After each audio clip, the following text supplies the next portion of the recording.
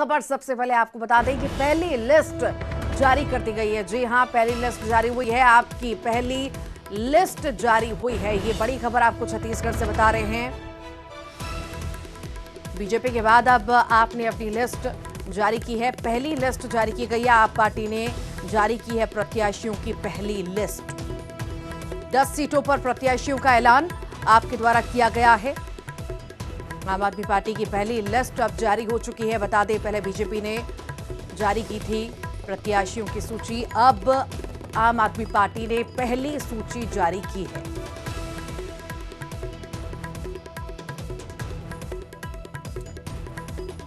तो आम आदमी पार्टी ने जारी की है प्रत्याशियों की पहली लिस्ट। 10 सीटों पर उतरे हैं प्रत्याशी। आम आदमी पार्टी के प्रदेश अध्यक्ष कोमल हुपेंडी भानु प्रतापपुर से लड़ेंगे चुनाव। प्रत्याशियों के नाम दंतेवाड़ा से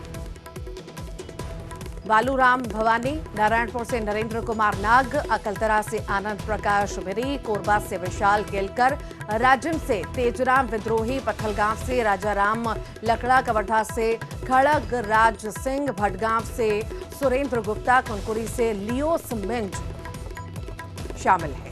आपकी पहली लिस्ट जारी हो चुकी है।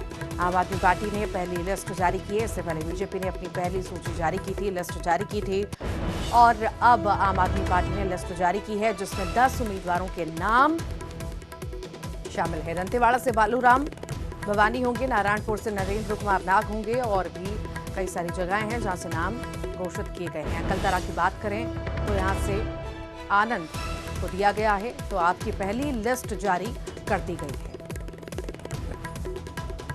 आप पार्टी ने प्रत्याशियों की लिस्ट जारी की है। ये पहली लिस्ट है। 10 सीटों पर प्रत्याशियों का ऐलान आम आदमी पार्टी के द्वारा किया गया है।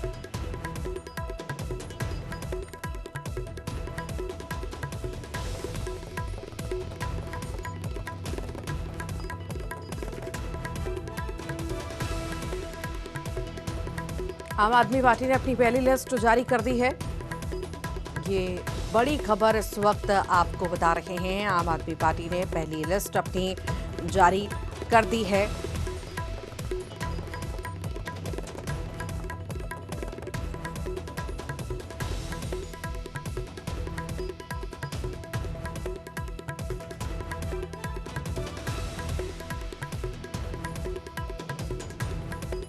तो आप पार्टी ने जारी की प्रत्याशियों की पहली लिस्ट। ये बड़ी खबर आपको बता रहे हैं। 10 सीटों पर प्रत्याशियों का ऐलान आप पार्टी द्वारा छत्तीसगढ़ में किया गया है। प्रदेश अध्यक्ष कोमल हुपेंडी भानु प्रतापपुर से प्रत्याशी होंगे। तो वहीं आपको बता दें, ये पहली लिस्ट है जो जारी की गई है आप पार्टी के द्वारा।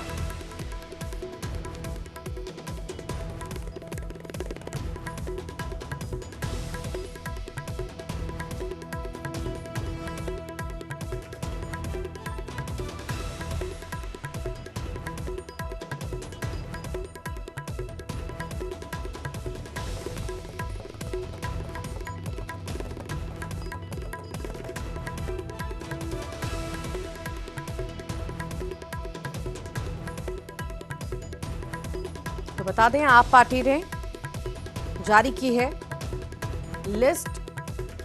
पहली सूची जो है आप पार्टी के द्वारा जारी की गई है। कुनकुरी से लियोस मिंज हैं और राजिम से तेजराम विद्रोही हैं। साथ ही साथ आपको बता दें कि पत्थलगांव से राजाराम लकड़ा हैं।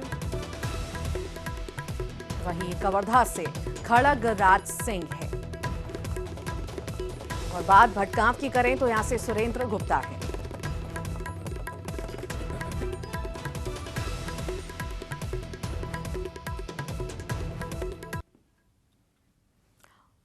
आम आदमी पार्टी ने प्रत्याशियों की लिस्ट जारी कर दी है। पहली सूची जारी की गई है जिसमें 10 नाम शामिल हैं। आखिर क्या ज्यादा जानकारी है, कितनी महत्वपूर्ण ये लिस्ट है, कौन कौन दिग्गज इसमें शामिल हैं, जानकारी लेंगे। हमारे साथ सहयोगी ममता लांजेवार जुड़ गई है। ममता, आप पार्टी ने प्रत्याशियों की लिस्ट जारी की है, पहली सूची जारी की है, 10 नाम शामिल हैं। आखिर 10 नाम जो शामिल हैं उसमें कौन से दिग्गज हैं या कितना उनका प्रभाव है, कैसी लिस्ट है, विस्तार से बताइए।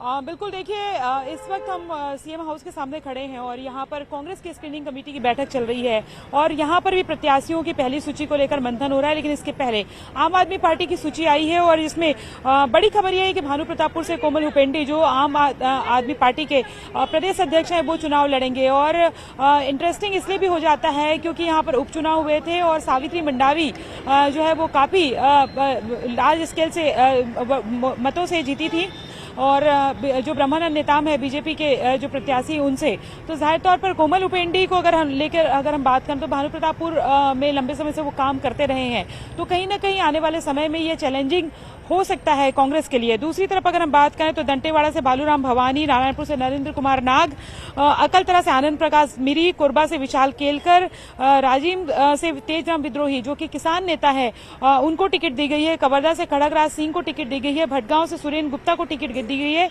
कुनकुरी से लियोन मिंच को टिकट दी गई है। तो अगर हम बात करें तो जो भानु प्रतापपुर की सीट है वो काफी इंटरेस्टिंग हो गई है इसके हिसाब से। दूसरी तरफ अगर हम बात करें तो जिस तरीके से राजिम से तेजराम विद्रोही को टिकट दी गई है, किसान नेता है, किसानों के मसले को लेकर जो है वो लगातार आवाज उठाते रहे हैं, तो ये थोड़ी सी इंटरेस्टिंग हो जाती है। इसके साथ ही अगर हम बात करें तो अलग अलग जगह से दंतेवाड़ा से जो है वो बालूराम भवानी जो है उनको टिकट दी गई है, अकलतरा से आनंद प्रकाश मिरी जो है इनको टिकट दी गई है। तो अब अगर हम बात करें तो पहली सूची तो जारी कर दी गई है। अब देखना यह है, बीजेपी की भी पहली सूची जारी हो गई है, कांग्रेस आम आदमी पार्टी की पहली सूची जारी हो गई है। अब कांग्रेस की जो पहली सूची है वो कब जारी होती है ये देखने वाली बात होगी।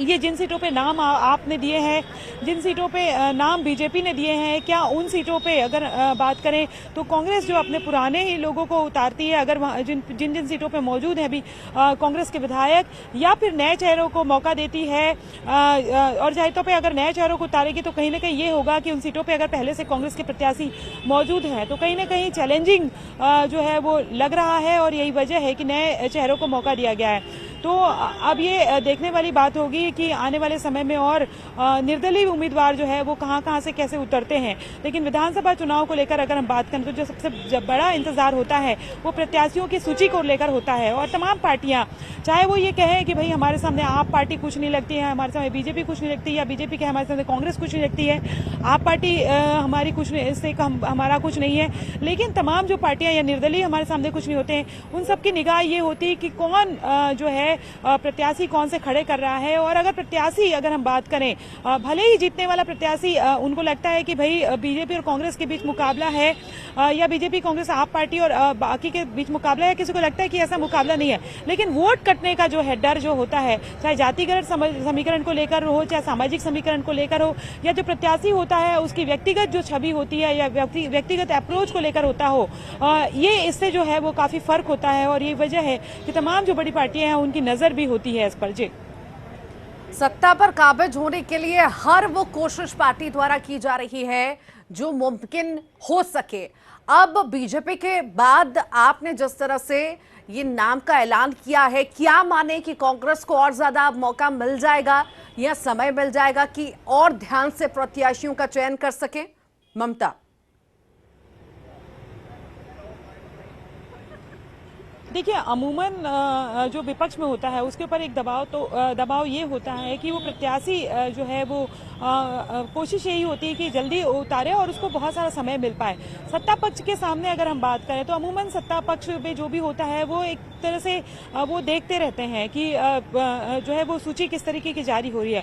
कांग्रेस की अगर हम बात करें तो अभी स्क्रीनिंग कमेटी की बैठक यहाँ पर चल रही है, अजय माकन ये बैठक ले रहे हैं और ये कहा जा रहा है, पहले ये कहा जा रहा था कि 8 सितंबर के बाद जो है सूची जारी होगी, लेकिन अभी ये कहा जा रहा है कि पहली सूची पे लगभग मंथन हो जाएगा, मतलब एक तरह से नाम तय हो जाएंगे और उसके बाद में ये सूची दिल्ली भेजी जाएगी और वहां पर एक बार फिर से मंथन होगा और उस समय मल्लिकार्जुन खड़गे भी मौजूद रहेंगे, सोनिया गांधी, राहुल गांधी भी मौजूद रहेंगे और उसके बाद सूची जारी होगी। तो कोई कहता है कि करीबन 18 तारीख के बाद ही जो है वो सूची जारी होगी।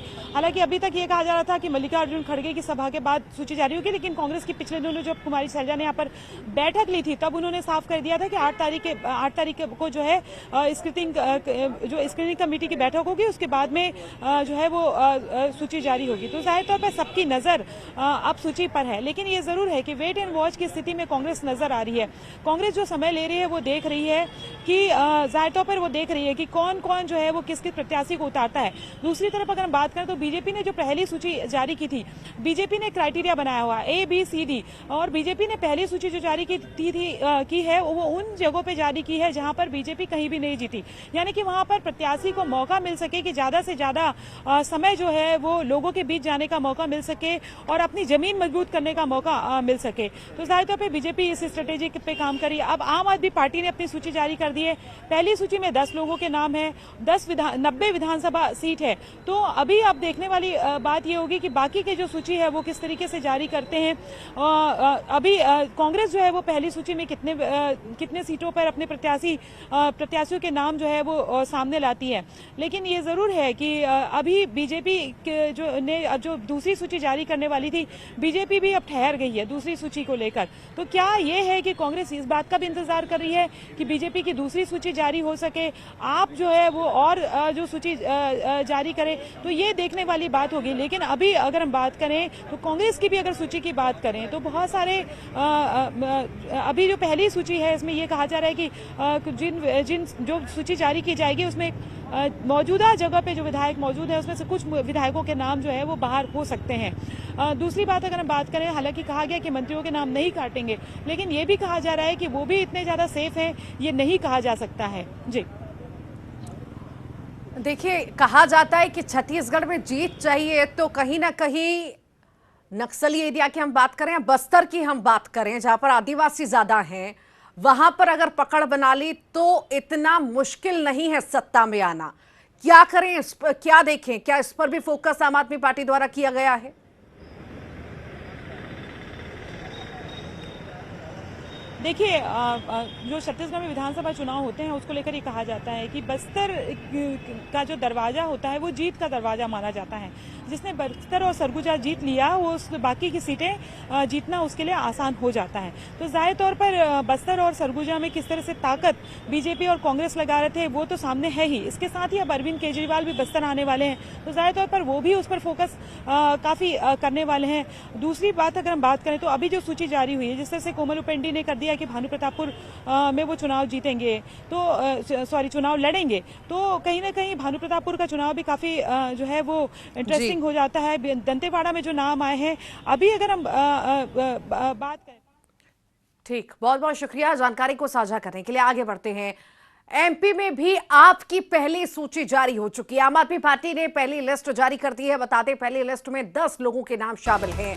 चुरहट से अनेन्द्र गोविंद मिश्र को टिकट मिला है। भोपाल की गोविंदपुरा सीट से सज्जन सिंह परमार को टिकट मिला है। सेवड़ा से संजय दुबे को प्रत्याशी बनाया गया है। प्रदेश उपाध्यक्ष IS मौर्य को विदिशा के सिरोंज से टिकट मिला है।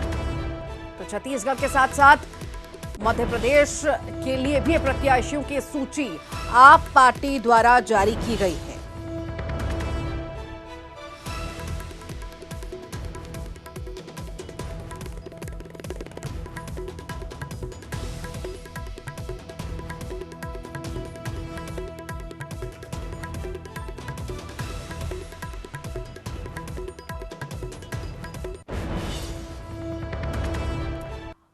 तो आप पार्टी ने, आम आदमी पार्टी ने मध्य प्रदेश में भी प्रत्याशियों की लिस्ट जारी कर दी है। कितनी खास ये लिस्ट है, कितने खास ये लोग हैं, आखिर दावेदारी कितनी दमदार होगी, जानकारी के लिए हमारे साथ शैलेंद्र जुड़ गए हैं। शैलेंद्र, सूची जारी कर दी गई आम आदमी पार्टी द्वारा, किस तरह इस सूची को आप देख रहे हैं? 10 लोगों के नाम सामने आए हैं, कितनी खास है, कितने दमदार ये दावेदार हैं, प्रत्याशी हैं, बताइए विस्तार से।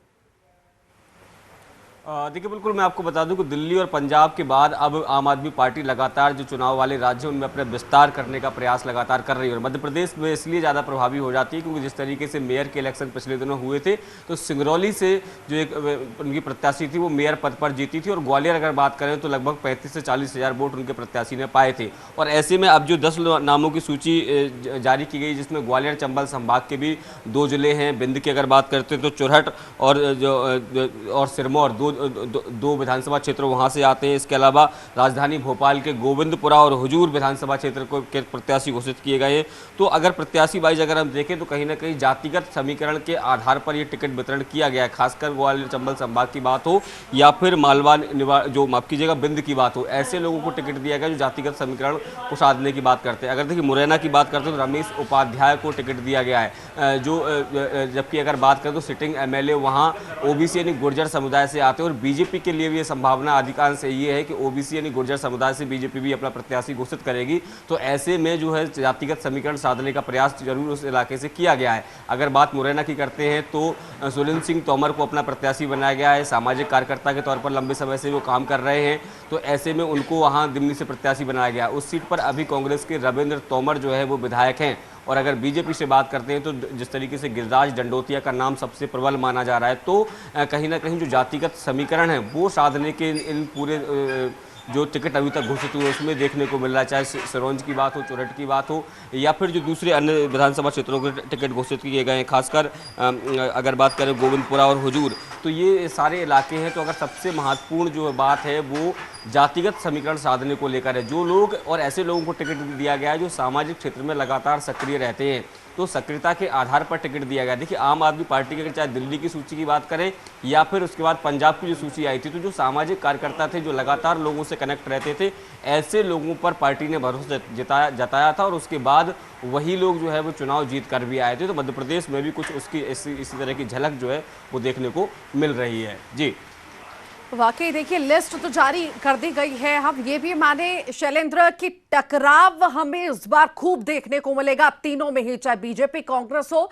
या आम आदमी पार्टी हो। जिस तरह से कड़ी मेहनत की जा रही है या उन प्रत्याशियों को लाया जा रहा है जो सक्रियता के साथ थे या जातिगत पे ज्यादा फोकस किया जा रहा है।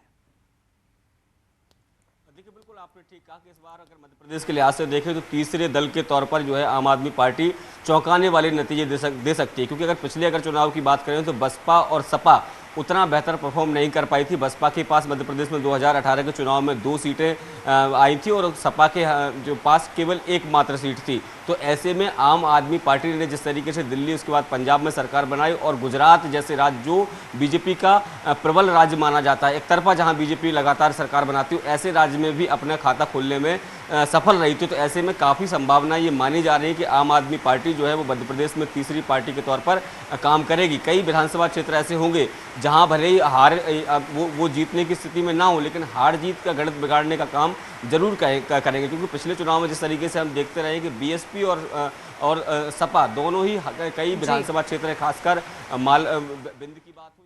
ठीक, बहुत बहुत शुक्रिया जानकारी को साझा करने के लिए शैलेंद्र।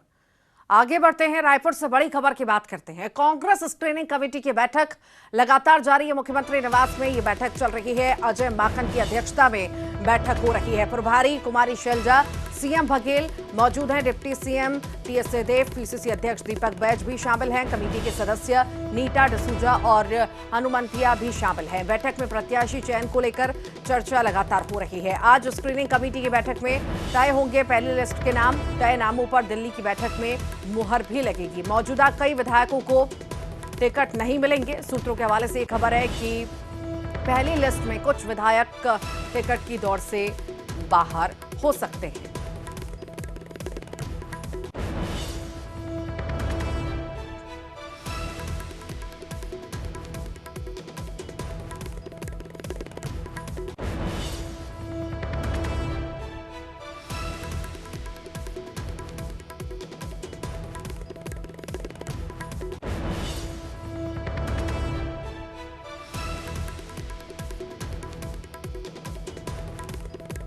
कांग्रेस स्क्रीनिंग कमेटी की बैठक लगातार जारी है। दिग्गज इसमें शामिल है। मंथन किया जा रहा है प्रत्याशियों के नामों पर।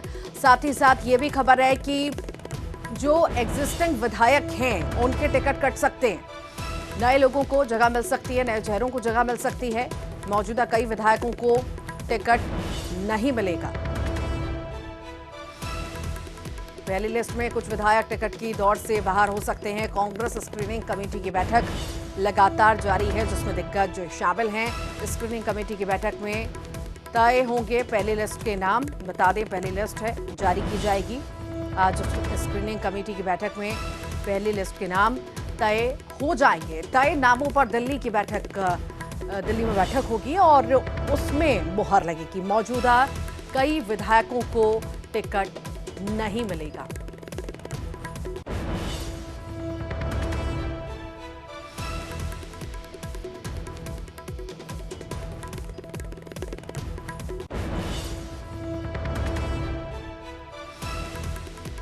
और इसी पर ज्यादा जानकारी के लिए ममता लांजीवार हमारे साथ जुड़ गई है। ममता, कांग्रेस स्क्रीनिंग कमेटी की बैठक लगातार जारी है, मंथन हो रहा है नामों पर। क्या माने एग्जिस्टिंग जो ऑलरेडी विधायक हैं उनके भी टिकट कट सकते हैं, नए चेहरों को जगह मिल सकती है? बिल्कुल, देखिए इस वक्त हम सीएम हाउस के सामने मौजूद हैं और कांग्रेस स्क्रीनिंग कमेटी की बैठक यहाँ पर चल रही है। और इस बैठक में शामिल है कांग्रेस की चावल का मंथन चल रहा है और ये जो स्थिति है ये चाहता है कि पहली स्थिति जो है वो फाइनल हो जाएगी और उसके बाद ये स्थिति देखी जाएगी दिल्ली। और दिल्ली में भी एक बार फिर से मंथन होगा, जिसमें कांग्रेस के राष्ट्रीय अध्यक्ष मल्लिकार्जुन खड़गे भी मौजूद रहेंगे, राहुल गांधी भी मौजूद रहेंगे, सोनिया गांधी भी मौजूद रहेंगे और उसके बाद ये स्थिति जारी की जाएगी। हालांकि अभी तक कहा जा रहा था कि स्क्रीनिंग कमेटी की बैठक के बाद में करीब 8 तारीख के बाद ये जो स्थिति है वो जारी। ठीक ममता, बहुत बहुत शुक्रिया जानकारी को साझा करने के लिए। आगे बढ़ते हैं, दंतेवाड़ा की बात करते हैं, जहां पर इंद्रावती नदी में फंसे लोगों का रेस्क्यू किया गया है। इंद्रावती नदी में फंसे थे 3 लोग, सभी लोगों का रेस्क्यू किया गया है। एसडीआरएफ की टीम ने सभी को नदी से बाहर निकाल लिया है। बारसूर के साप्ताहिक बाजार ये ग्रामीण गए हुए थे, नाव से नदी पार कर रहे थे ग्रामीण। नाव पलटने से नदी में 7 ग्रामीण बह गए थे। एक छोटी सी नाव में सवार होकर इंद्रावती नदी को पार कर रहे थे ये सभी। बारसूर थाना क्षेत्र का ये पूरा मामला आपको बता रहे हैं।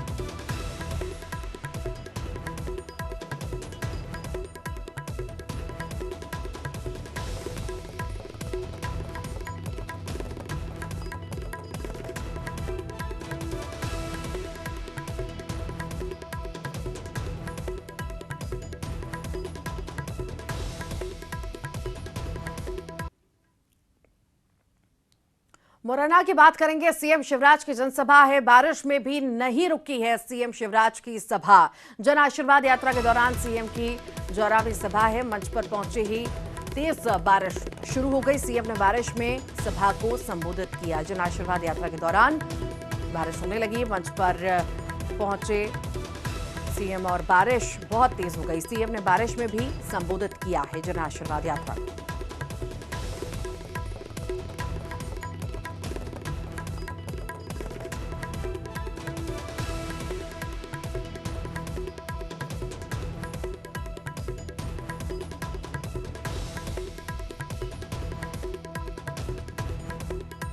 जन आशीर्वाद यात्रा के दौरान तेज बारिश होने लगी, फिर भी सभा चलती रही। ये तस्वीरें आप देख रहे हैं, बड़ी संख्या में लोग भी इसमें शामिल हुए। तेज बारिश होती रही पर मुख्यमंत्री सभा को संबोधित करते हुए नजर आए। 3 दिन पहले फसलें सूख रही थी, पानी नहीं गिर रहा था, तो पूजा की थी मैंने उज्जैन में, कहा था बाबा कृपा की वर्षा कर दो। और पूरे प्रदेश में धड़ाधड़ बरसात हो रही है, बरसों रंग से ताकि किसानों की फसलें भी ले रहा है और जनता की जिंदगी में सुकून तकलीफ होना। मेरे बहनों भाइयों, आज लंबी सभा का वजह। और इसी के साथ ही फिलहाल के लिए इतना ही।